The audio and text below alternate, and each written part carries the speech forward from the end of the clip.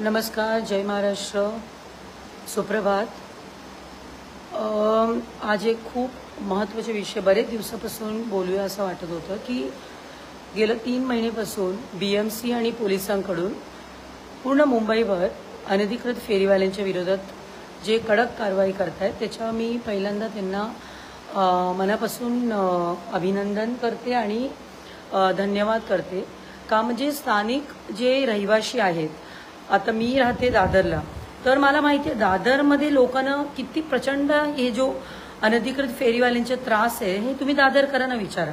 जे बाहेरून येऊन काही संघटन स्वतःला बोलतात की आम्ही म्हणजे आम्ही मराठी फेरीवाल्यांसाठी आम्ही रस्त्यावर उतरलोय असं म्हणणारे काही लोकांना माझे एकच प्रश्न आहे की 2019 नंतर कोविडच्या काळात जे प्रचंड बंगाली बोलणारे जे मुस्लिम फेरीवाल्यांचे वाढ झालं दादरमध्ये, तेव्हा तुम्ही कुठे होतात? तेव्हा हा विषय तुम्ही बोलताना कुठेही हा विषय का नाही बोलत? आम्ही परत बोलतोय, बंगाली बोलणारे फेरीवाल्यांच्या विरोध आम्ही आजही करतोय आणि करत राहणार। तर माझा एवढाच प्रश्न आहे, आम्ही कधीही स्थानिक भूमिपुत्रांचा आम्ही विरोध कधी करत नव्हतो। भूमिपुत्र मराठी फेरीवाल्यांचा आम्ही विरोध करत, पण मराठी फेरीवाल्यांच्या नावाखाली तुम्ही बंगाली बोलणारे मुसलमानांना दादरमध्ये त्यांना सेटल करायचं तुमचा प्लॅन असेल तर आम्ही आजही विरोध करतो। दादरमधले जो राहणारे महिला असतील, जेव्हा दादर स्टेशनमधून कामावरून घरी येते, ते जे त्रास तिला सहन करावा लागतं, तिच्या अंगावर हात लावणारं गर्दी, तिकडे घाणेरडा कमेंट्स, आम्ही का म्हणून दादरकर सहन करायचं?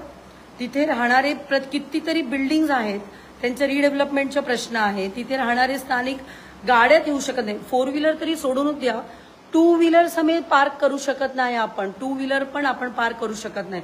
रात्री कोणाकडे मध्ये तरी बाया पार्कला असं झालं, एकाला हार्ट अटॅक आला होता, अँब्युलन्स येऊन माणसाला पेशंटला बाहेर काढेपर्यंत 40 मिनिट गेलं, महत्वाचे 40 मिनिट। तर हे दादरकरांचे विषय कोण का नाही बोलत? आम्ही पण टॅक्स भरतो, आम्हालाही फुटपाथ रोड वापरण्याचे पूर्ण अधिकार आहे, आणि मराठी माणसांनी फक्त फेरीवालाच व्हायचं का? दादरमध्ये आज आम्ही असं बघतोय की कितीतरी बंगाली मुस्लिम 5-6 पोरं एकत्र येऊन दुकानं भाड्याला घेत आहेत, शॉप्स भाड्याला घेत आहेत। तर आपण आपले तरुण उद्योजकांना दुकान किंवा शॉप भाड्याला घेण्यासाठी का नाही मोटिवेट करत? आपण त्यांना असं का नाही बोलत की तुम्ही आता रस्त्यावर धंदा करता, त्याच्यापेक्षा तुम्ही दुकान घ्या, रेंटवर घ्या। असं नाही की प्रॉफिट नाही होत, दादरमध्ये होलसेल बिझनेस होतात, त्याच्यामध्ये बिझनेस महिला करू शकते ना बाबा। मराठी माणूस व्यापार करू शकत नाही का? बिझनेस करू शकत नाही का? करू शकतो। मग तुम्ही दादरमध्ये फेरीवाल्यांना बसवण्यासाठी एवढं आंदोलन करतायत। मला तुम्हाला एवढंच म्हणायचे की जे दादरकर आहे, स्थानिक दादरकर, त्यांच्याही समस्या तुम्ही समजून घ्या। तर जे काही आंदोलन करणारे जे संघटना आहेत त्यांना मला एवढंच विनंती आहे, दादरमध्ये राहणारे स्थानिकांसाठी फुटपाथ रोड आम्हालाही तेवढंच गरज आहे, फक्त फेरीवाल्यांसाठी नाहीये। पण आम्ही मराठी फेरीवाल्यांचा अजिबात विरोध नाही करत। पोलीस आणि BMCला आमच्या वारंवार आम्ही विनंती करतोय की जे पालघर आणि आदिवासी महिला आहेत त्यांच्यावर ऍक्शन घेऊ नका, त्यांना मदत करा, त्यांना बसू दे।